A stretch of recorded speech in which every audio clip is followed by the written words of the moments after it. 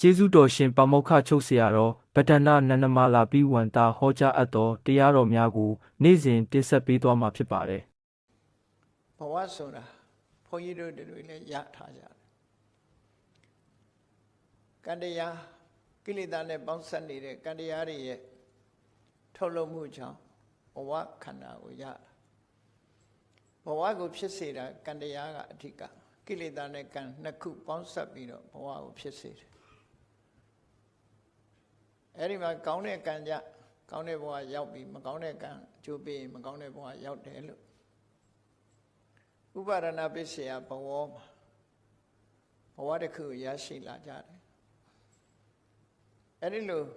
ကံနဲ့ကိလေသာပေါင်းစပ်ပြီးထုတ်လုပ်တဲ့ဘဝ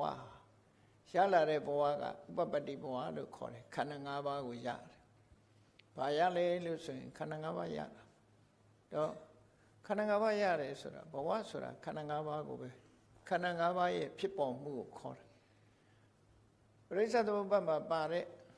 ဥပါဒနာပစ္စယဘဝပစ္စယဇာတိဆိုပြီးဘဝဆိုတဲ့အတန်ကိုကြားရလိမ့်မယ်နှစ်ခါဥပါဒနာပစ္စယဘဝလို့ဆိုတဲ့နေရာမှာကမ္မဘဝဥပပတ္တိဘဝနှစ်ခုစလုံးယူလို့ရတယ်ကံနဲ့ကိလေသာနှစ်ခုပေါင်းစပ်လိုက်တယ်ပေါင်းစပ်ထားတဲ့ကံတရားကိုလည်းကမ္မဘဝလို့ခေါ်တယ်အဲ့ဒီကံတရားကထုတ်လုပ်လိုက်တဲ့ခန္ဓာ၅ပါးကိုလည်းပဲဘဝလို့ခေါ်တယ်အဲ့ဒါကြတော့ဥပပတ္တိဘဝလို့ခေါ်တယ်ကမ္မဘဝနဲ့ဥပပတ္တိဘဝဘဝပစ္စယဇာတိလို့ဆိုတဲ့အခါကျတော့ဘဝပစ္စယမှာပါတဲ့ဘဝကြတော့ကမ္မဘဝကိုပြောတယ်ကိလေသာနဲ့ပေါင်းစပ်ထားတဲ့ကံကြောင့်ဇာတိဆိုတဲ့ဥပပတ္တိဘဝဘဝမှာမွေးဖွားလာခြင်းဘယ်လိုပဲဖြစ်ဖြစ်ဘဝတစ်ခုရလာတယ်ဆိုရင်ယုံနဲ့နံတစ်မျိုးမျိုးရရှိခြင်းပဲဖြစ်တယ်အများသတ္တဝါတွေကြည့်မယ်ဆိုရင်ယုံနဲ့နံနှစ်ခုပေါင်းစပ်ထားတာကိုရလို့ခန္ဓာ၅ပါးရတယ်လို့ခြေပုံရအဖြစ်ပြောရတယ်စိတ်ဆန္ဒအားလျော်စွာယမယခစွမ်းအားကြီးမားတဲ့စိတ်နဲ့နန္တရားတွေကိုမဖြစ်စေခြင်းဘူးစိတ်စွမ်းအားသမာဓိစွမ်းအားနဲ့တွန်းလှန်ဖယ်ရှားထားတဲ့တွန်းလှန်ဖယ်ရှားထားခြင်းကြောင့်တချို့ကံတရားက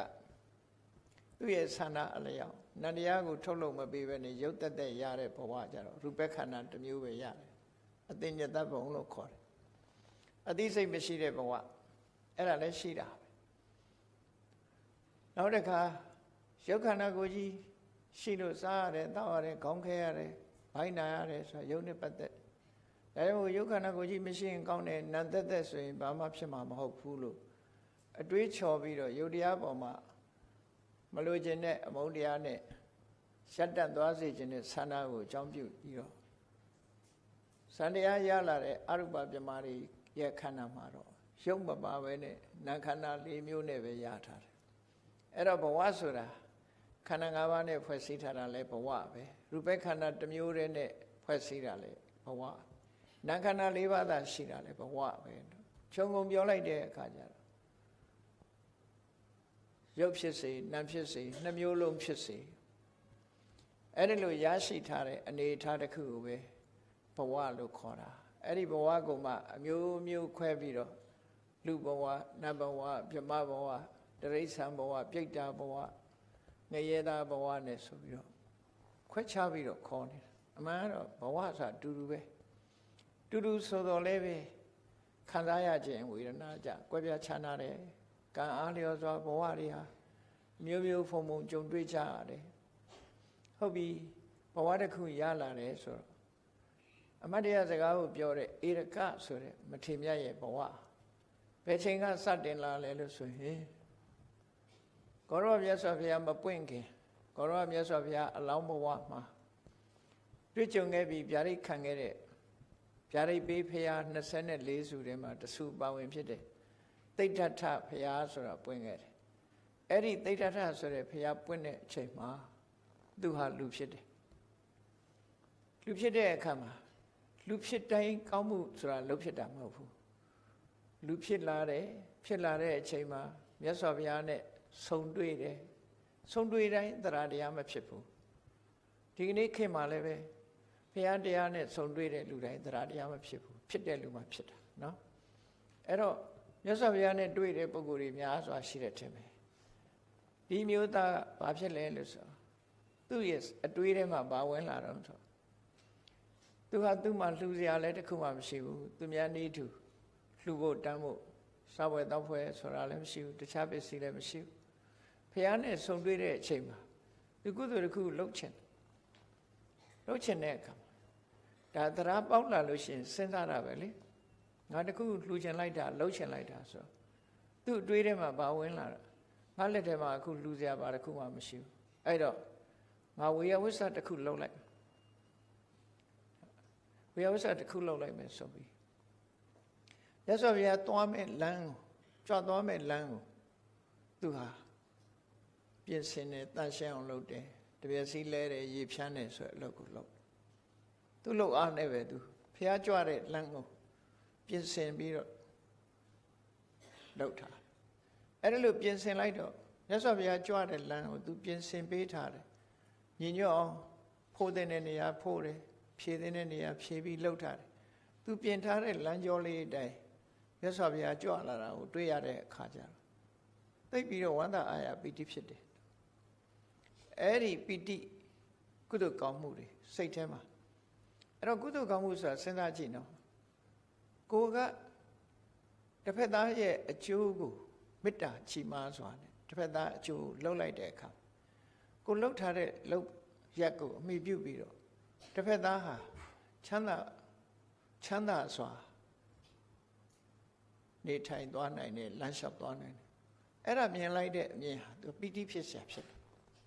ဒါပီတိဖြစ်မှုပဲအဲ့ဒီအကျိုးမျိုးအဲ့ဒီလိုပီတိဖြစ်နေသည့်အတွက်ကြောင့်သူ့ရဲ့ရင်ထဲနှလုံးထဲမှာအပြစ်ကင်းပြီးကောင်းကျိုးချမ်းသာကိုဖြစ်စေတတ်တဲ့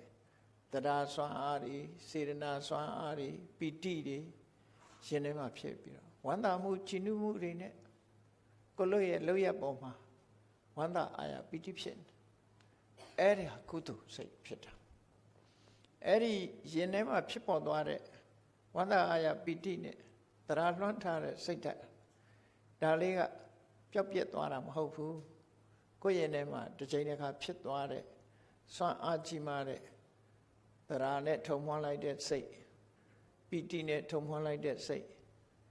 စေရနာနဲ့ထုံမွှန်းလိုက်တဲ့စိတ်လေးတွေဟာကောင်းကျိုးချမ်းသာပေးဖို့ရအတွက်မျိုးစေ့တစ်ဖွဲ့ဖြစ်သွားတယ်အချို့မျိုးစေ့လေးတွေတစ်ဖွဲ့ဖြစ်သွားပြီဘဝတစ်ခုဖြစ်ပေါ်လာဖို့အချိန်တန်လာဘယ်အချိန်မှအချိန်တန်တာတော့လို့မေးဒီဘဝအဆုံးသတ်သွားတဲ့အချိန်ဟာအချိန်တန်တယ်လို့ခေါ်တယ်ပေါက်ချိန်တန်တာအကြမှာပေါက်ချိန်ဒီဘဝမှာကုသိုလ်ကောင်းမှုတွေကဘဝတစ်ခုကိုဖန်တီးထားတာဖြစ်တော့ကြောင့်ဝင်ပြီးတော့တမန်ကုသိုလ်တစ်ခုကအကျိုးပေးလို့မရဘူးအဲ့တော့ဒီဘဝကံကုန်လို့ဆုံးသတ်သွားပြီဆိုရင်နောက်ကံတစ်ခုကအခွင့်သာလာတယ်အကျိုးပေးဖို့အခွင့်ဖြစ်လာတယ်အဲ့ဒီအခွင့်လဲကြားလိုက်တာနဲ့တပြိုင်နက်သူကအကျိုးပေးတော့တာဒါမျိုးကိုဥပပစ္စဝေရဏိယကံလို့ခေါ်တယ်ဒီဘဝမသေးမချင်းအကျိုးမပေးနိုင်သေးဘူးအကုသိုလ်ကံလည်းဒီတိုင်းပဲလူတယောက်ဟာအမေအဖေကိုစော်ကားထားတယ်တပ်ဖြတ်တယ်ကျွလွန်မာတုကရကပိတုကရကကံကျွလွန်နေဆိုဒီဘဝမသေးသေးရင်ဒီကံကသူ့ကိုငရဲမပို့နိုင်သေးဘူးရင်ကံရဲ့အကျိုးတွေကမပြီးသေးဘူးမပြီးသေးတော့သူကပြီးအောင်စောင့်အေးဒီလူတက်တန်းစိတ်လို့သေသွားပြီတခုခုကြောင့်သေဆုံးသွားပြီဆိုရင်သူကချက်ချင်းရောက်လာပြီဘယ်ငရဲတန်းချတာအဲ့ဒါလို့ဒီဘဝသေသွားပြီဒုတိယဘဝမှာအပင်ငရဲတန်းချနိုင်တယ်ဆိုတဲ့ကံမျိုးဟာလွန်ကြီးမားတဲ့မာတုကာရကကံပိတုကာရကကံအရဟန္တကာရကဆိုတဲ့ယဟနာတတ်တဲ့ကံတန်ခါဝေရကလို့ဆိုတဲ့တန်ခါသိမ့်ခွဲတဲ့ကံနဲ့မြတ်စွာဘုရားကိုဒေါသနဲ့ပြစ်မှားပြီးတော့ဒဏ်ရာဖြစ်စေတတ်တဲ့ကံလို့အဲ့ဒီကံ၅မျိုးကတော့တခြားကံတွေကသူ့ကိုဖယ်ရှားပစ်ဖို့ရမစွမ်းနိုင်ဘူးသူကအခွင့်ကိုလက်ဝချီအုပ်ထားပြီးသားဖြစ်တယ်သေလိုက်တာနဲ့တပြိုင်နက်သူပဲလွှမ်းမိုးလာကြံတဲ့ပုဂ္ဂိုလ်ကြံတဲ့ကံတွေကဖယ်ရှားပစ်လို့မရဘူးသူအင်းအားကောင်းလို့သူ့ကိုခရုကကံလို့ခေါ်တယ်ကုသိုလ်ဘက်မှာဆိုလို့ရှိရင်လေဒါနတို့သီလတို့ဆိုတဲ့ကုသိုလ်တွေကသူ့ဘာသူနေရင်တော့အင်းအားကောင်းတယ်ဒါပေမဲ့လို့သူ့ရဲ့အင်းအားကောင်းတဲ့ကံကဘာလို့ဆိုရင်တမထကျင့်စဉ်တစ်ခုကိုကျင့်ပြီးတော့ဆံရလာပြီဆိုရင်အဲ့ဒီဆံရတဲ့ ဇံဆိုတဲ့ကုသိုလ်ကံကပို့ပြီးတော့အင်အားကောင်းသည့်အတွက်ကြောင့်ဒါနကုသိုလ်ကအကျိုးပေးမလို့သီလကအကျိုးပေးမလို့ဆိုတာတွေကိုအကုန်လုံးဖယ်ရှားပစ်ပြီးတော့သူကနေအကျိုးပေးလိုက်တယ်မဟကုတ်ကံလို့ခေါ်တယ်ဇံကတခြားကံတွေရဲ့အစွမ်းအစတွေဖယ်ရှားပြီးတော့သူကရှေ့တန်းတောက်လျှောက်ရောက်လာတယ်သူ့ကိုဖယ်ရှားပစ်ဖို့မတတ်နိုင်ဘူးဥပမာမဲ့အလွန်လေးလင်းအားကြီးတဲ့မီးသီးကြီးတက်လိုက်ပဲဆိုရင်ကြံတဲ့မီးတွေကမှိန်သွားသလိုသူ့အလင်းကိုဘယ်သူမှမမှီဘူးထို့တူပဲကုသိုလ်ကံမဲကုတ်ကံဟာလွန်ကြီးမားသည့်အတွက်ကြောင့်သူကလွှမ်းမိုးပြီးနေရာယူလိုက်တယ်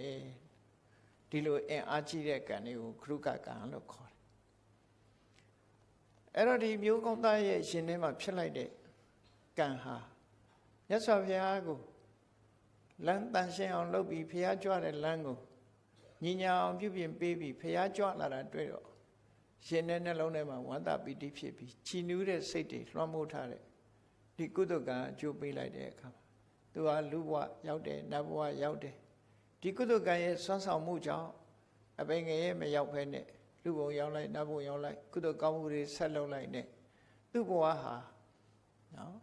ကောင်းမြတ်တဲ့ဒုက္ခတိပုံတွေမှာကျင်လည်ပြီးနောက်ဆုံးခေါရမမြတ်စွာဘုရားပွင့်တော်မူတဲ့ခေတ်ရောက်တဲ့အခါမှာသူဟာတောဝတိမြို့မှာခုံရှိတရေရှိစီဝါဥစ္စာချမ်းသာကြွယ်ဝတဲ့တထေးမှာလားတထေးသားလားဖြစ်တယ်အဲ့ဒီတထေးဟာခုံရှိတရေရှိဖြစ်ပြီးတော့သူဟာလည်းပဲရုပ်ရည်စင်းကလည်းအလွန်လှပတယ်လိမ္မာပတ်နှက်မှုကလည်းရှိတယ်ဘယ်အရာပဲဖြစ်ဖြစ်ဖြတ်ဖြတ်လက်လက်ရှိတယ်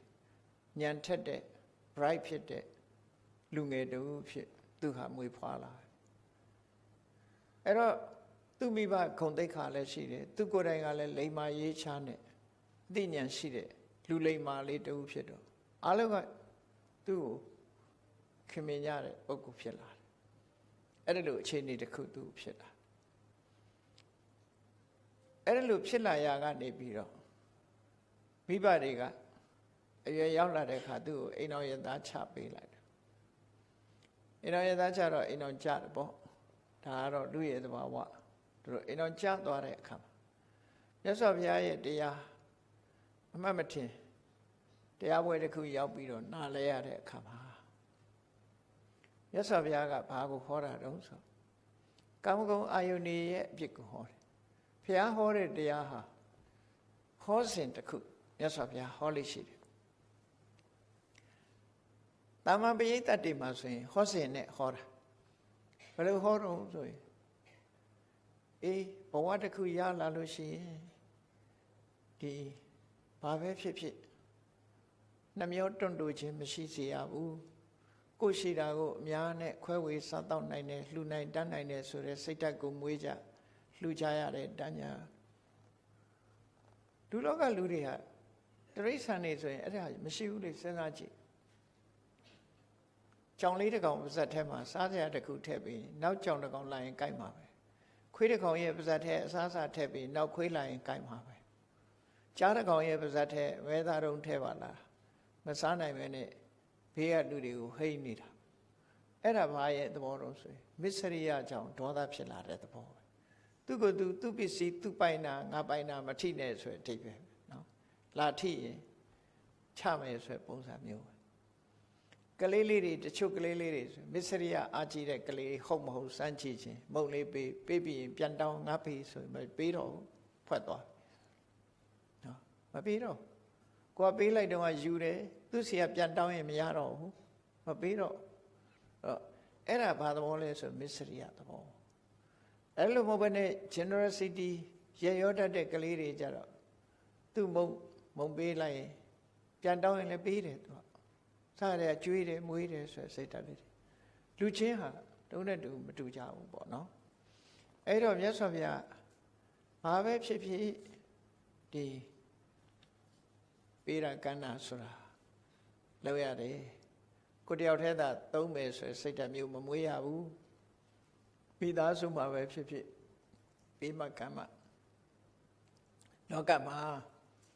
ပစ္စည်းဥစ္စာတွေရရှိလာတာဟာအလကားရလာတာမဟုတ်ဘူး ဘဝတစ်ခုရောက်တဲ့အခါမှာစာဝတ်နေပြည့်စုံတာအလကားပြည့်စုံတာမဟုတ်ဘူးဒါနတမ္ဗုဒ္ဓနိဘောဂာနိအတိတ်ဘဝကလှူခဲ့တဲ့ကုသိုလ်ကောင်းမှုတွေကြောင့်ဒါနဆိုတာဒါနဆိုတဲ့ကုသိုလ်ကောင်းမှုကြောင့်ဖြစ်လာတာဒီဘဝစားနိုင်တောင်းနိုင်နေနိုင်ထားနိုင်နော်ဒါနကြောင့်ဖြစ်တယ်ချောတော့တွေးလိုက်မယ်ကိုယ့်ကိုရှာထားတာပါပင်ပန်းပန်းလောက်ကင်စားလို့ရတာပါမရဘူးလားဆိုရပါတယ်သို့တော့ကြိုးစားလို့ရတဲ့အရာဟာပြည့်စုံတဲ့အရာမဟုတ်ဘူးဘာလို့လဲဆိုရင်လှုပ်တိုင်းရမယ်ဆိုရင်လူတိုင်းချမ်းသာမှာပေါ့လှုပ်တော့လှုပ်ကြတယ်မရဘူးတချို့ပြည့်စုံနိုင်ဘူးရစားစားပဲပင်ပန်းပန်းစင်စင်ရဲလှုပ်ပြီးတော့မှရလာတဲ့ငွေကြေးလေးစားကြရတာငွေကြေးလေးနဲ့စားကြရတာဖြစ်တယ်ဒါနအကျိုးပေးတဲ့ပုဂ္ဂိုလ်ကြပင်ပန်းပန်းလှုပ်เสียမလို့ပဲနဲ့မွေးကြတဲ့ကချမ်းသာတဲ့မိဘအိမ်မွေးတယ်အလွယ်တကူသူ့အတွက်မှာအစင်းသေးနေဖြစ်တယ်ဆင်းရဲတဲ့ပုဂ္ဂိုလ်ကြအနှီးတောင်ရှိတာမဟုတ်ဘူးမွေးလာတဲ့အခါမှာနော်ဒါနရှိလာတဲ့ကုသိုလ်ရှိလာတဲ့ကလေးကြတော့အနှီးဟာတစ်ထဲမကဘူးအများကြီးရတယ်လက်ဆောင်တွေရအောင်မယ်ပေးတဲ့လူတွေအများကြီးပဲဘာဖြစ်လို့ तू ကပေးခဲ့တာအေးလောကကြီးမှာကြွယ်ဝချမ်းသာတယ်ဆိုတာဒါနတမ္ဗုဒ္ဓနိဘောဂာနိအသုံးဆောင်တွေရတယ်ဆိုတာကိုလုပ်ခဲ့တဲ့ဒါနကြောင့်ရတာဒါကြောင့်ဒါနကိုပေးရတယ်လှူရတယ်တန်းရတယ်ဆိုတာနှမျောတွန့်တိုပြီးတော့မနေချမ်းတယ်လို့ဒါနရဲ့အကျိုးချေးစုကိုမြတ်စွာဘုရားဟောတယ်ပြီးတဲ့အခါတန်းတယ်ဆိုတာဒါနကောင်းမှုသို့တော့အဲ့ဒီလူမှုတန်းမှု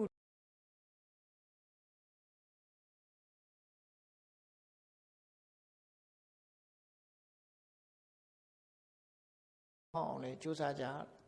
သူများအသက်ကိုတတ်မယ်ဆိုရင်အသက်တိုးမယ်သူများဥစ္စာခိုးမယ်ဆိုရင်ကိုယ်မှာကိုယ်ပစ္စည်းတွေပျက်စီးလိုက်မယ်သူတော်ဘာသားများပြစ်မှားမယ်ဆိုရင်ကိုယ်မှာဂုဏ်သိက္ခာလျော့ပါပြီးတော့ဘဝမှာလူစင်မမီတဲ့ပုဂ္ဂိုလ်ဖြစ်တတ်တယ်သူတော်ဘာကို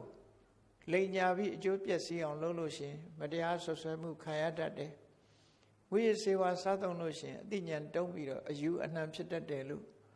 အဲ့ဓာတွေကလွတ်မြောက်ပြီးတော့လူတော်လူကောင်းဖြစ်ဖို့အတွက်သီလရှိဖို့လိုအပ်တယ်လို့သီလကထာအနေနဲ့မြတ်စွာဘုရားဟော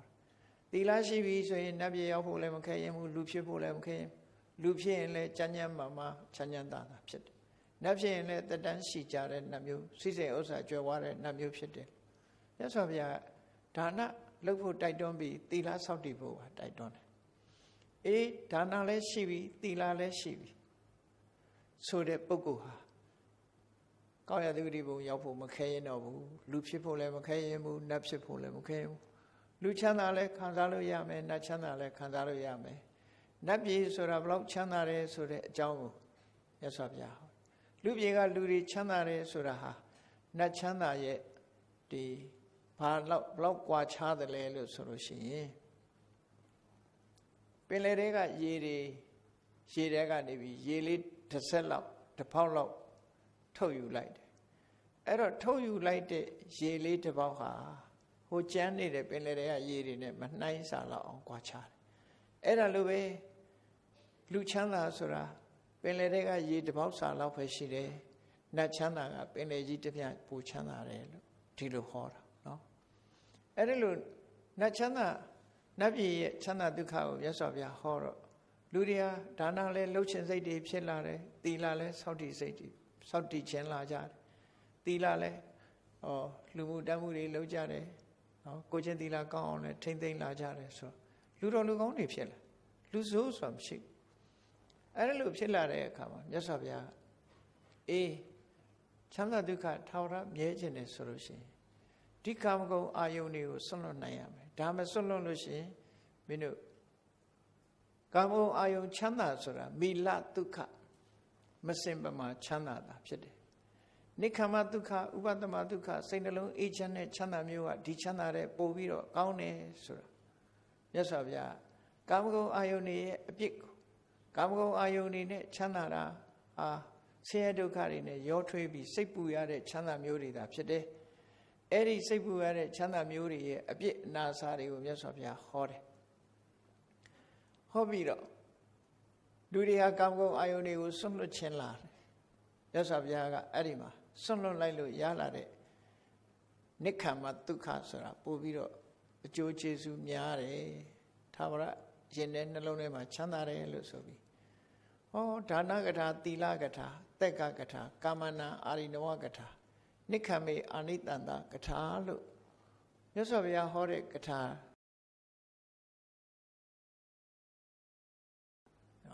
ကာမဂုဏ်အာယုန်နေဆွန့်လွတ်လိုက်လို့ရှိရင်ဟောဒီချမ်းသာမျိုးတွေရတယ်ဆိုလူတွေကိုပထမနတ်ချမ်းသာနတ်ပြည်ရောက်အောင်ပို့ပြီးတော့အဲ့ဓာတွေပေါ်တွေ့မဲ့ပြီးတော့မနေကြနဲ့အဲ့ဓာတွေကလည်းအပြစ်တွေရှိနေတယ်ဒါကြောင့်မို့အဲ့ဓာကိုဆွန့်လိုက်ရင်မင်းတို့ထိတဲ့ကောင်းတာရအောင်မယ်လူဆိုတာဘာနဲ့ဥပမာတူတော့ဆိုလို့ရှိရင်ကြောက်တံပရမများတွေမြေကြီးတွေကတူးဖို့ပေးတဲ့ပုဂ္ဂိုလ်နဲ့အလားပထမတူးလိုက်တယ်ကြောက်အရင်တုန်းအကာမျိုးတွေကိုရလာတယ်အေးဒီအကာတွေမဲ့တန်မိုးရှိလာပြီဆိုပြီးတော့ကြောက်စိမ့်တုံးတွေဗရမ ्या တွေရလာတော့အဲ့ဒါပေါ်မှာစိတ်ဝင်စားလာတဲ့အခါမြတ်စွာဘုရားအေးအဲ့ဒီတဲ့ကောင်းတာရှိသေးတယ်အဲ့ဒီတဲ့ကောင်းတာရဖို့ရအတွက်မင်းဓာတွေကိုဖယ်လိုက်တော့ဓာတွေကိုဖယ်လိုက်မှအဲ့ဒီတဲ့ကောင်းတာတွေ့လိုက်မယ်လို့ဆိုပြီးအည်အသွေးပြည့်တဲ့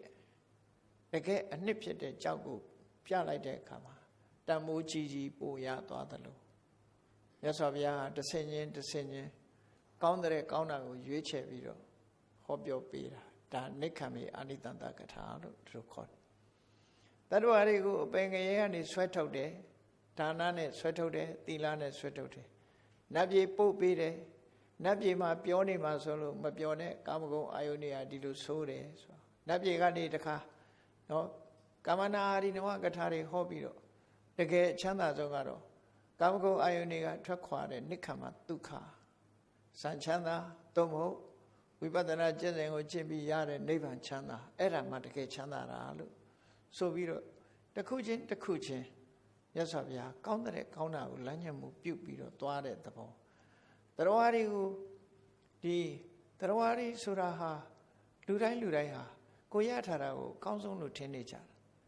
အဲ့တော့ဒီတဲ့ကောင်းတာရှိသေး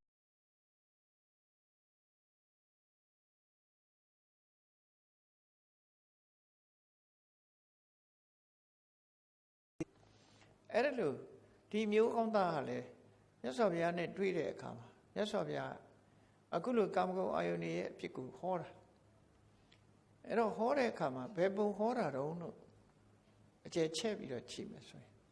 မြတ်စွာဘုရားဘယ်လိုဟောတော့ဘုန်းကြီးတို့တွေကာမဂုဏ်အာယုန်ဆိုတာတွေကိုကြည့်ကာမဆိုတာလိုချင်စရာအာယုန်တွေကိုကာမလို့ခေါ်တယ်ဘာတွေလဲဆိုရင်မျက်စိနဲ့မြင်ပြီးလိုချင်စရာနားကနားထောင်ပြီးလိုချင်စရာနှာခေါင်းကနမ်းရှုပြီးလိုချင်စရာလျှာနဲ့လျက်ပြီးလိုချင်စရာနဲ့ခန္ဓာကိုယ်နဲ့ထိတွေ့ပြီးလိုချင်စရာလို့မျက်စိနာနာလျှာကာယတို့နဲ့ဆက်သွယ်ပြီးတော့ရလာတဲ့အစင်အတန်အနံ့အရသာဆိုတဲ့လိုချင်စရာအာနာမည်နဲ့တက်ပြောရင်တော့ပြီးမှာမဟုတ်ဘူးနာမည်နဲ့တက်ပြောရင်အိမ်လို့ပြောရမလားကားလို့ပြောရမလားပိုက်ဆံလို့ပြောရမလားစိန်လို့ပြောရမလားအများကြီးပြောအဲ့တော့မျက်စိနဲ့မြင်ပြီးတော့နှစ်သက်စရာကောင်းတဲ့အာယုံလို့ပြောလိုက်လို့ရှိရင်မျက်စိနဲ့ပေါ်တာတွေအားလုံးပဲနားကနားထောင်ပြီးတော့နှစ်သက်စရာအာယုံဆိုလို့ရှိရင်ခုနကနဲ့မတူဘူးနားကအာယုံလဲလူတွေကကြိုက်တာပဲလေနှစ်ချက်ကလေးတက်ပြီးတော့ခုံးနေတဲ့လူတွေရှိတာပဲရှိန်ထိုးနေတာရှိတ်ဆွဲနေကြနှစ်ချက်ထဲမှာနားလေးတွေတက်ထားပြီးတော့နားထဲမှာချင်းဆိုတဲ့အတိုင်းလူကလည်းလိုက်ချင်းဖြစ်နေပုံရတယ်ကြည့်အဲ့ဒါအတန်ပေါ်မှာနေမျောနေတာပဲဖြစ်တယ်ဝိချိုင်တဲ့အနံ့ကိုနမ်းရှုပြီးတော့လေလူတွေကမိန်မောနေကြကောင်းမြတ်တဲ့အရာတွေကိုစားပြီးတော့လေအရာပေါ်မှာမက်မောနေကြတယ်အထီးတွေးနဲ့ပတ်သက်ပြီးတော့လူတွေဟာမက်မောနေကြတယ်အဲ့ဒီမက်မောစရာအာယုန်တွေကိုကာမလို့ခေါ်တယ်အဲ့ဒီမက်မောစရာအာယုန်တွေပေါ်မှာမက်မောနေခြင်းကိုလည်းပဲကာမလို့ခေါ်တယ်အဲ့တော့မက်မောစရာအာယုန်တွေကိုဝဋ္ထုကာမမက်မောတတ်တဲ့တဏှာကိုကိလေသာကာမလို့ဝဋ္ထုကာမကိုကိလေသာကာမနဲ့လူချင်တာအဲ့ဒီလူချင်မှုဆိုတာကာမရဲ့အပြစ်တွေကိုမြတ်စွာဘုရားဟောတာကိုကာမနာအာရိနဝတရားဟောရင်းနဲ့အဲ့ဒီလိုကာမဂုဏ်ရဲ့အပြစ်တွေကိုဘယ်လိုဟောတယ်ဆိုရင်မြတ်စွာဘုရား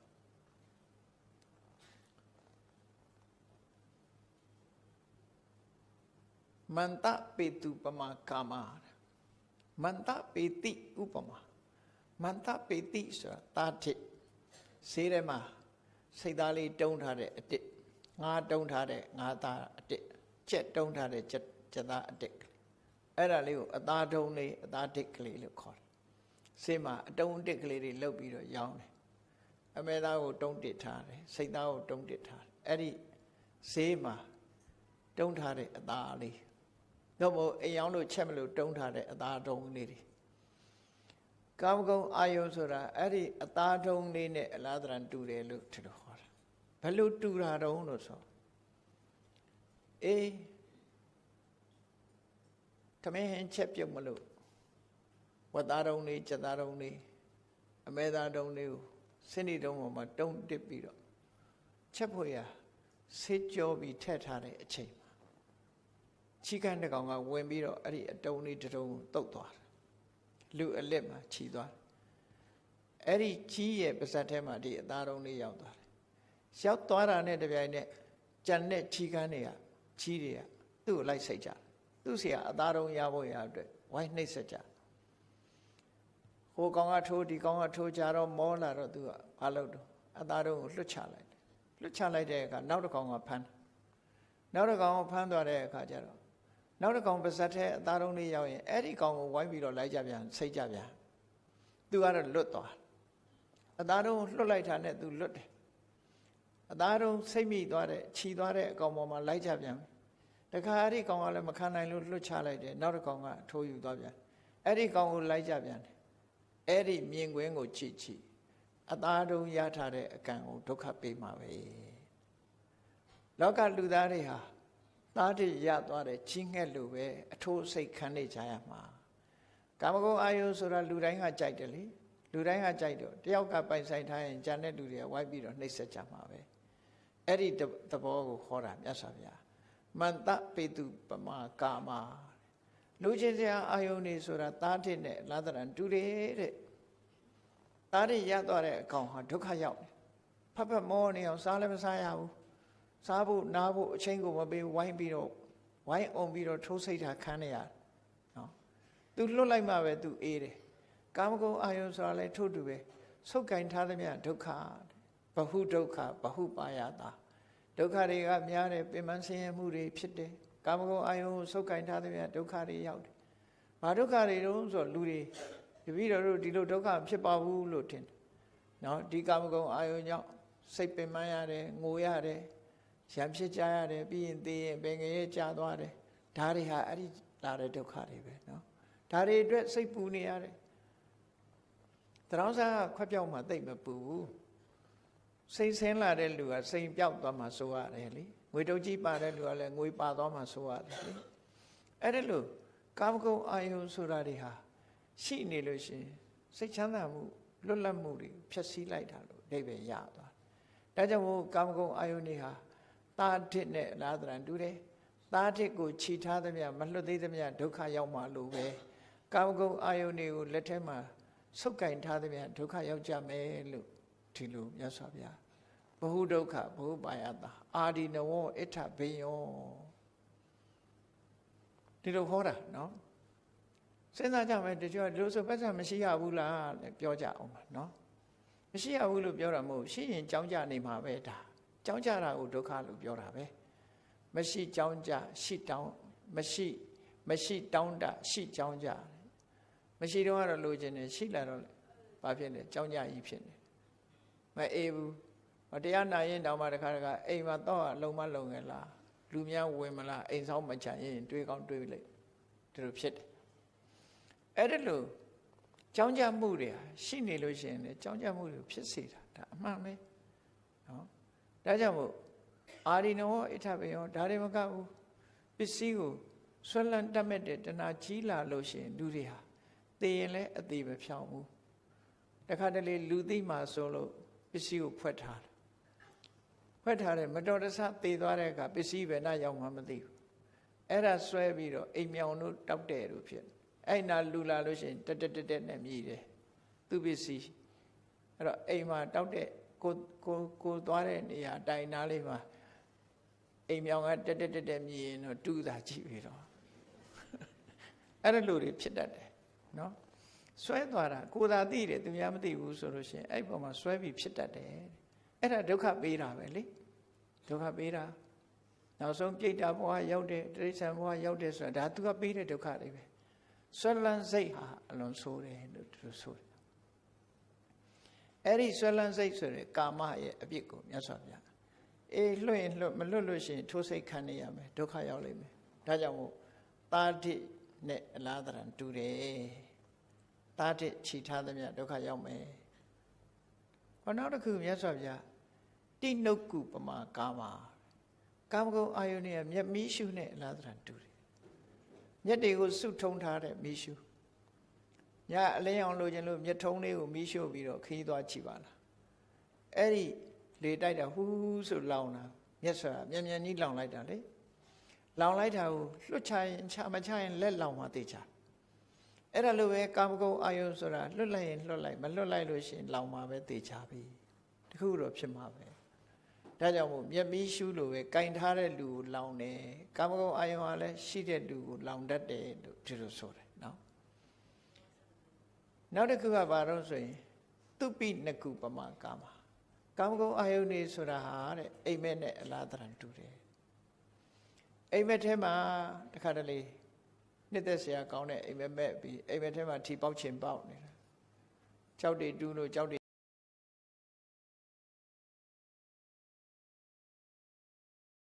အိမ်မက်ထဲမှာတော့ကောင်းနေတာနော်အိမ်မက်ထဲမှာကောင်းနေတာအဲ့ဒါမျိုးလေနိုးလိုက်တာနဲ့ဘာမှမရှိတော့တာအိမ်မက်အဲ့ဒါနဲ့ပတ်သက်ပြီးပုံပြင်လေးတစ်ခုကိုသွားတတိယဗမာပြည်ကပုံပြင်မဟုတ်ပါဘူးနိုင်ငံခြားပုံပြင်လေးတစ်ခုအဲ့ဒီမှာဇနီးမောင်နှံအဖိုးကြီးဖွားကြီးနှစ်ယောက်နေကြတယ်နေတဲ့အခါသူတို့ကဓနကျင်းငွေသိပ်ပြီးတော့မပြည့်စုံကြမပြည့်စုံတော့အိမ်မက်ကြလိုချင်တယ်မြန်မာတွေလို့ဆိုရင်တော့ဆူတောင်းတယ်အိဆာတရားဘိုးဘိုးအောင်မဘိုးတို့ဘာလို့ဆူတောင်းမှာပေါ့အဲ့တော့အိမ်မက်ထဲမှာသူတို့လည်းဆူတောင်းတယ်နတ်သမီးကလာပြီးတော့ငါတို့ဆူပေးရင်ကောင်းမှာခုလိုစားစရာတောက်စရာတွေပြည့်ပြည့်စုံစုံနဲ့ဘဝမှာပြည့်ပြည့်စုံစုံနေခြင်းနဲ့နတ်သမီးကလာပြီးတော့ဆူပေးရင်ကောင်းမှာလို့အိမ်မက်ထဲမှာတွေးတဲ့အချိန်မှာဘွားကနဲ့နတ်သမီးကရောက်လာလောက်ဝမ်းသာမလို့စဉ်းစားကြည့်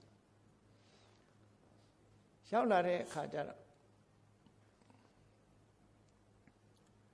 နတ်သမီးကပြောတယ်ကဲမင်းတို့လိုချင်တယ်ဆိုလို့ရှိရင်ငါဆုပေးမယ်ဒါပေမဲ့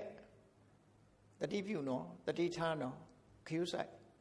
ငါပေးနိုင်တာ၃မျိုးပဲပေးမယ်မင်းတို့၃ခွန်းပဲတောင်းခွင့်ပေးမယ်၃ခွန်းနဲ့ကြိုပြီးပို့ပြီးတော့မတောင်းနဲ့တောင်းလို့မရဘူးဆိုတော့ကောင်းပြီလက်မယားနှစ်ယောက်တိုင်ပင်ကြတာဘာတောင်းရင်ကောင်းမလဲနော်ဘာတောင်းရင်ကောင်းမလဲရွှေတွေတောင်းမလားစိတ်တွေတောင်းတကယ်တောင်းရမယ်ဆိုတော့လူကဘာစားမှမသိဘူးဖြစ်တတ်တယ်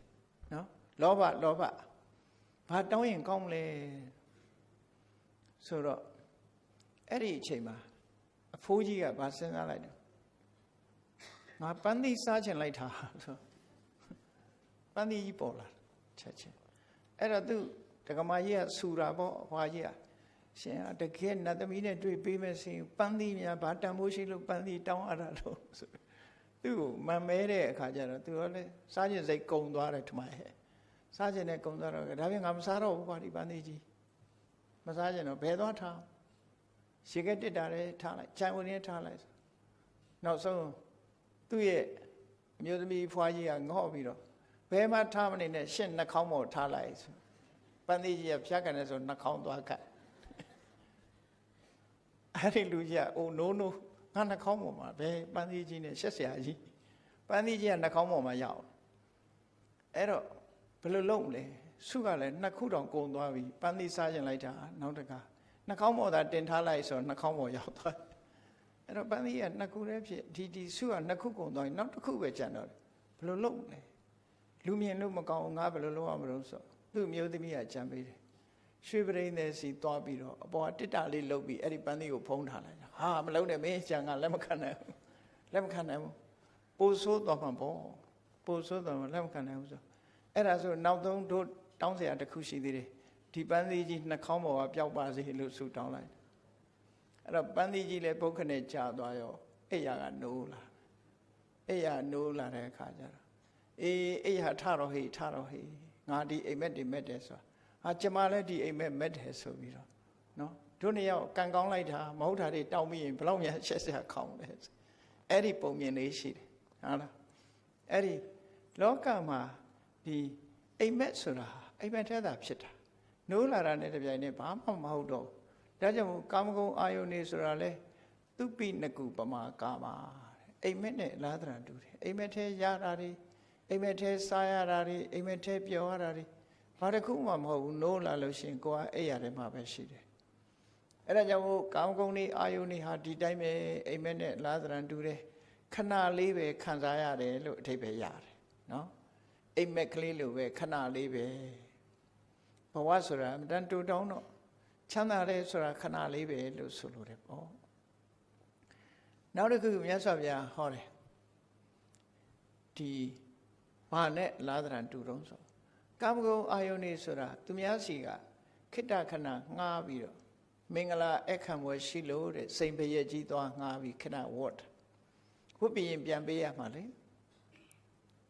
တချို့မရှိပြီပဲလို့ငှားသုံးတာရှိတာဟုတ်အဲ့ဒါလို့သွားပြီးတော့ငှားပြီးတော့ဝတ်ဆင်ထားတာနော်စိတ်ငကလေးပန်းခေါင်းလေးတရမ်းရမ်းနဲ့မိအောင်လေးနဲ့ဆိုတစ်ဖြတ်ဖြတ်ဖြစ်ဖေကလူတွေမမြင်အောင်ခေါင်းကမရမ်းညင်မဲနဲ့လည်းရမ်းရတယ်တဲ့အဲ့ဒီမှာဒါမှစိတ်ကအယောင်ထွက်တယ်ခေါင်းလေးလှမ်းလိုက်လှုပ်လိုက်တာနဲ့တပြိုင်နက်စိတ်ငကအယောင်ကတစ်ဖြတ်ဖြတ်ဖြစ်တယ်အဲ့ဒါကိုလူတွေကမမောပိုင်ရှင်ကိုပြီးတာနဲ့တပြိုင်နက်ပြန်အားရရတယ်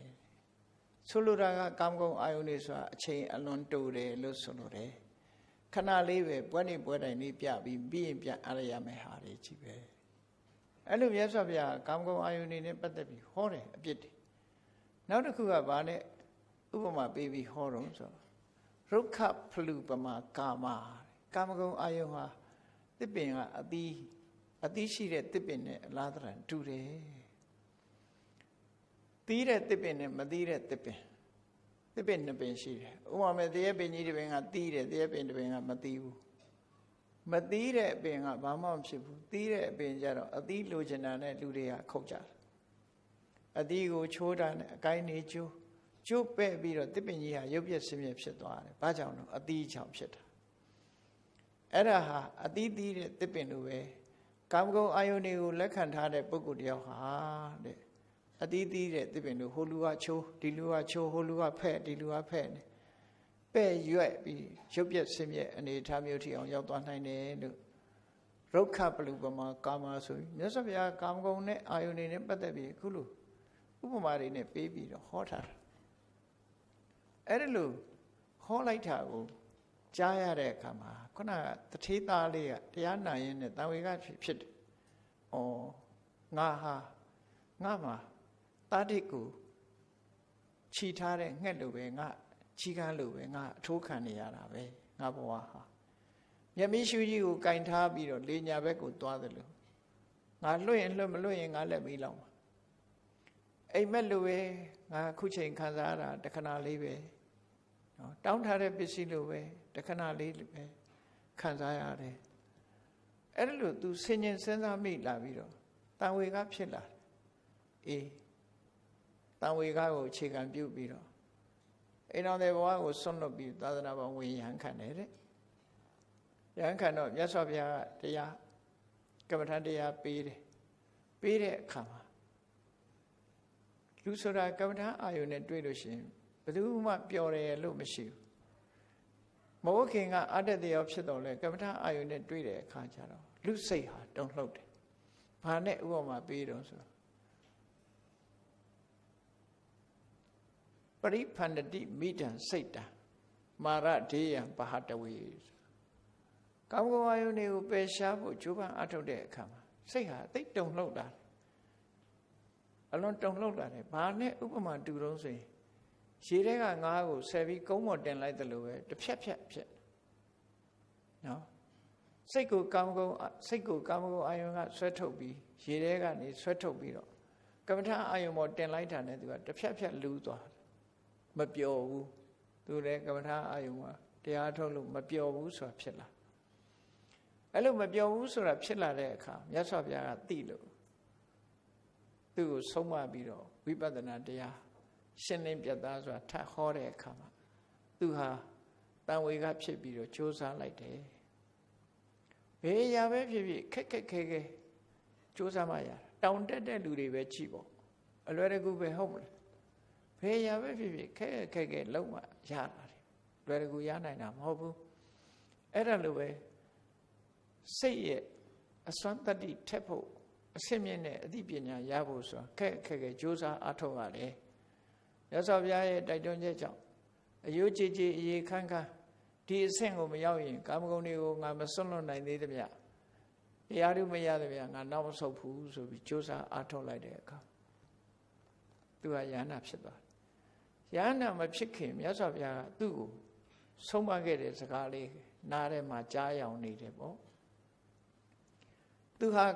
လူဘဝကချမ်းသာကြွယ်ဝပြီးတော့ပြည့်ပြည့်စုံတဲ့တထေသားတူမိသားစုကသူတို့လိုချမ်းသာကြွယ်ဝတဲ့သူတို့သမီးနဲ့အိမ်တော်ရဲ့သားချထားတော့ဂုဏ်ရှိတရေရှိပေါ့လေခုခေတ်ဆိုရင်ပါတယ်တော့နေနဲ့လရွှေနဲ့မြဆိုတာမျိုးခေါ်နေကြတာပေါ့နော်တော့အဲ့ဒါလို့လိုက်ဖက်တယ်ဆိုပြီးဂုဏ်ရှိတရေရှိဘဝအဲ့ဒါလို့နေရမြတ်စွာဘုရားကဆုံးမတယ်ကာမဂုဏ်အာယုန်နေဆိုတာဒုက္ခရောက်တယ်ဆိုပြီးဘုရားကဘယ်လိုဆုံးမတော့ဒုက္ခကာမဧရကဒီကာမဂုဏ်အာယုန်နေဆိုတာဟာကာမဂုဏ်အာယုန်တွေကိုလိုလားတဲ့လိုချင်တဲ့တဏှာကာမဂုဏ်အာယုန်တွေကိုလိုချင်တဲ့တဏှာဟာလူကိုဒုက္ခရောက်စေတယ်သူ့နာမည်လေးခေါ်ပြီးဧရကမင်းစဉ်းစားတဲ့ကာမဂုဏ်အာယုန်တွေကိုလိုချင်မဲ့မောနေမင်းဒုက္ခရောက်တယ်ရောက်လိမ့်မယ်နဒုက္ခကာမဧရကဧရကကာမဂုဏ်အာယုန်တွေဟာဘယ်တော့မှမင်းကိုချမ်းသာဒုက္ခပေးမှာမဟုတ်ဘူးမင်းဒုက္ခရောက်ဖို့သာဖြစ်တယ်ချမ်းသာဒုက္ခကိုဘယ်တော့မှမပေးဘူးချမ်းသာဒုက္ခရခြင်းရဲ့အကြောင်းလည်းမဖြစ်ဘူးစိတ်ပူရတယ်လေကာမဂုဏ်အာယုန်တွေကဖြစ်နေတဲ့အချိန်မှာစိတ်ပူရတယ်စိတ်ပူရရုံကဒီကာမဂုဏ်အာယုန်တွေရဲ့လွှမ်းမိုးမှုကိုမတွန်းလှန်နိုင်ဘူးဆိုရင်ဒီဘဝရဲ့အခြားမဲ့မှာဆင်းရဲဒုက္ခရောက်ရအောင်မယ်ဒါကြောင့်မို့ကာမဂုဏ်အာယုန်တွေကချမ်းသာဒုက္ခကာမဂုဏ်အာယုန်တွေကိုတွေ့တာနေတဲ့တဏှာကဘယ်တော့မှကောင်းရဒုက္ခကိုပို့ပေးမှာမဟုတ်ဘူးဆိုပြီးမြတ်စွာဘုရားကသူ့ကိုဆုံးမတာလွယ်လွယ်လေးယောကာမေကာမယတိ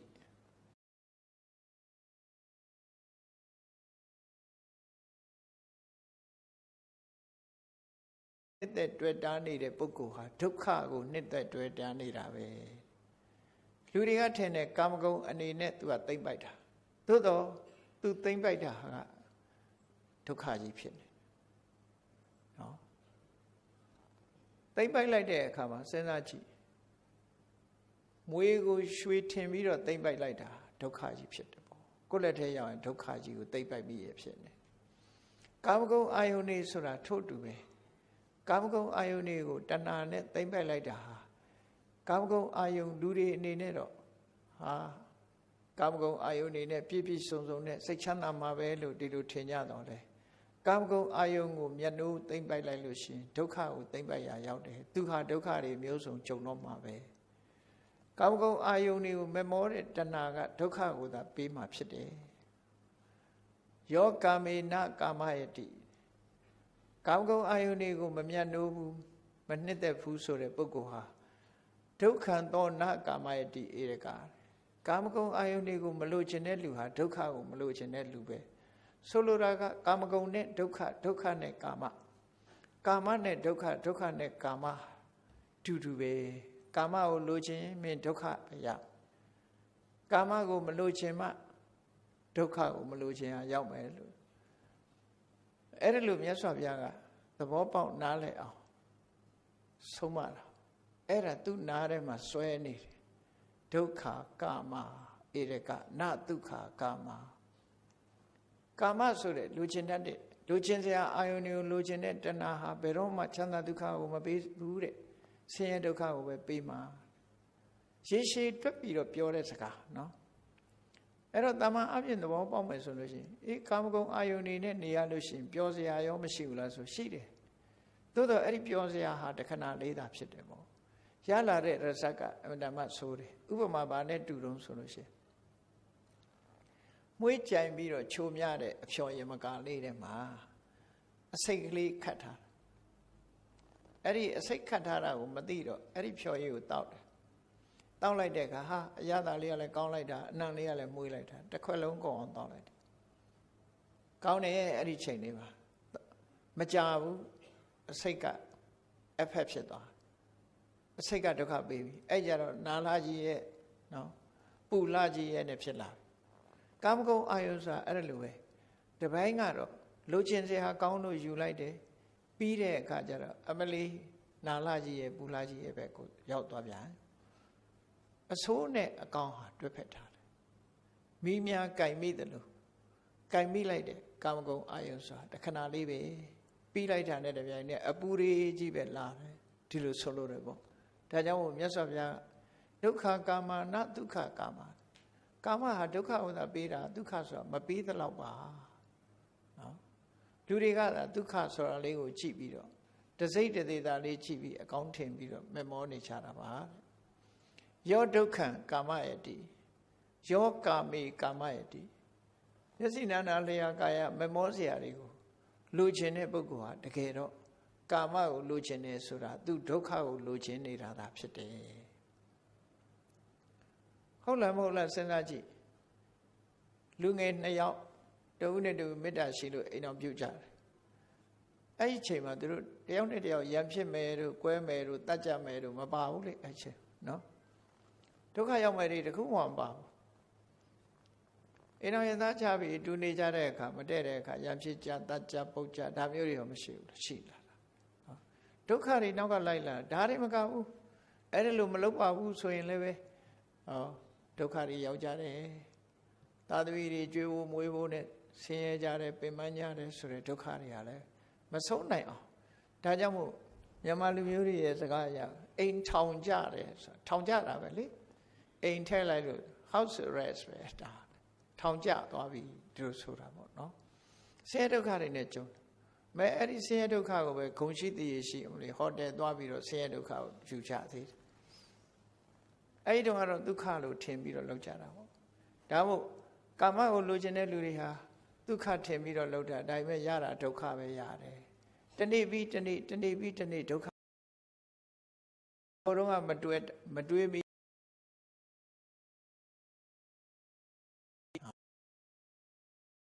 နဲ့တူတယ်တကားတယောက်လျှောက်ဖူးတဲ့စကားလေးပြောရမယ်ဆိုရ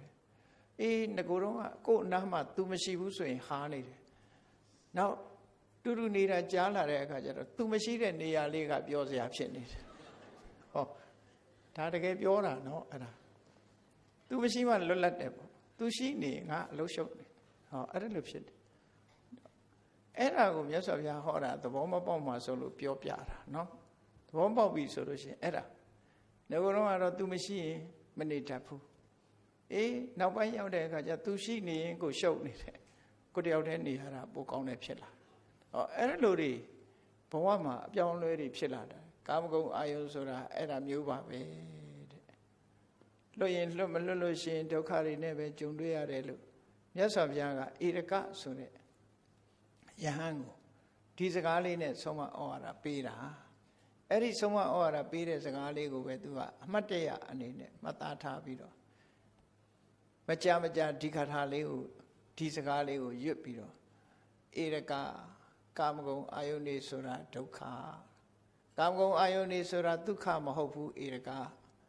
ကာမဂုဏ်အာယုန်နေကိုလိုချင်တယ်ဆိုတဲ့လူဟာဒုက္ခကိုလိုချင်သူသာဖြစ်တယ်ကာမဂုဏ်အာယုန်နေကိုမလိုချင်တဲ့လူကသာဒုက္ခကိုမလိုချင်တာဖြစ်တယ်လို့မြတ်စွာဘုရားရှင်းရှင်းလေးမိန့်ကြားတဲ့ဩဝါဒစကားလေးကိုသူ့ရင်ထဲနှလုံးထဲမှာမှတ်သားထားပြီးယန္တာဖြစ်တော့လည်းပဲဒီဆုံးမစကားကြောင့်သူဟာတရားဓုတွေရရှိခဲ့ပြီးတော့ယဟန္တာဖြစ်သူရောက်လာတာဖြစ်လို့အမှတ်တရစကားကိုလည်းပဲမြတ်စွာဘုရားရဲ့ဩဝါဒတရားလေးကိုပဲအမှတ်တရစကားအဖြစ်ပြောကြားတာဖြစ်ပါတယ်တရားချစ်ခင်သူတော်စင်ပြိဿအပေါင်းတို့63ပါးမြောက်ဖြစ်တဲ့ဧရကမထေရရဲ့အမှတ်တရစကားကတော့ဒါပဲဖြစ်ပါတယ် အေးမှတ်တရစကားကိုနာယူမှတ်သားချပြီးတဲ့အခါမိမိတို့အတွက်ဘဝသင်ခန်းစာယူနိုင်ကြဖို့အတွက်ဖះဆုံးမတဲ့အဆုံးအမဟာဟုတ်လားမဟုတ်လားကိုယ်တိုင်ဆန်းစစ်ပြီးကိုယ်တိုင်စစ်ဆေးပြီးမြတ်စွာဘုရားရဲ့အဆုံးအမအတိုင်းတို့တွေကာမဂုဏ်အာယုန်တွေကိုစွန့်ခွာနိုင်လို့ရှိရင်ဒီတဲ့ချမ်းသာဒုက္ခကိုရကြမှာဖြစ်တယ်ကာမဂုဏ်အာယုန်ကိုချမ်းသာအကောင်းဆုံးချမ်းသာထင်ပြီးတော့စုပ်ကင်ထားလို့ရှိရင်ဆင်းရဲဒုက္ခတွေနဲ့တို့တွေကြုံတွေ့ကြရမှာဖြစ်တယ်ဒါကြောင့်ကာမဂုဏ်အာယုန်တွေကိုစွန့်နိုင်အောင်တို့တွေကြိုးစားအားထုတ်ကြရမှာဖြစ်တယ်လို့ကိုယ်စီမှတ်သားပြီးကျင့်ကြံကြိုးကုပ်ပွားများအားထုတ်နိုင်ကြပါစေကုန်သတည်း